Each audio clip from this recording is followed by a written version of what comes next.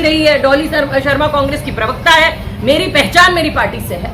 डॉली जी, सवाल है इसके अंदर, जैसे आप राष्ट्रीय प्रवक्ता हैं कांग्रेस पार्टी की, कमर्शियल जो टैक्स है, यानी व्यापारी ने काफ़ी विरोध किया गाजियाबाद के अंदर, बहुत सारे व्यापारी संगठन सामने भी आए, लेकिन उस पर कोई भी एक्शन नहीं लिया गाजियाबाद के प्रशासन ने।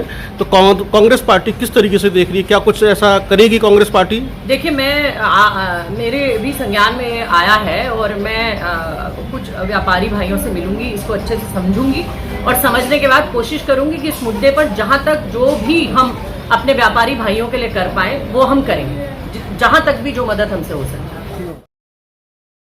डॉली जी, नगर निगम का मुद्दा जो है पिछले काफ़ी समय से गरमाया हुआ है हाउस टैक्स को लेकर, और भारतीय जनता पार्टी के पार्षदों ने, सांसद ने, विधायकों ने वाह लूट ली, साहब ये निरस्त करा दिया। लेकिन इसके बारे में कहा जा रहा है कि अभी भी अंदर खाने कुछ और है। देखिए, आपने कहावत सुनी होगी, हमारे गांव में कहते हैं हाथी के दांत खाने के और दिखाने के और।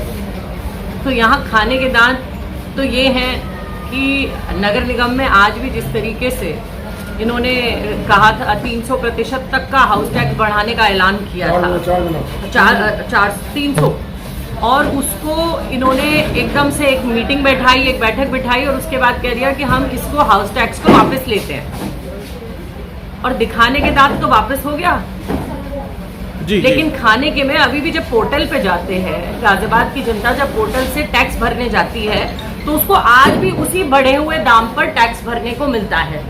तो आपने ये जो निर्णय कहा कि हम वापस ले रहे हैं, ये सिर्फ जनता को दिखाने के लिए बोला या हकीकत में वापस लिया? अगर हकीकत में वापस लिया होता तो पोर्टल पर लोग उसी रेट से भर रहे होते, लेकिन आज वो नहीं भर पा रहे हैं। आज वो उन्हें उसी बढ़े हुए रेट पर हाउस टैक्स भरने को मजबूर किया जा रहा है। या तो वो भरे, नहीं तो फिर वो पेनल्टी झेले।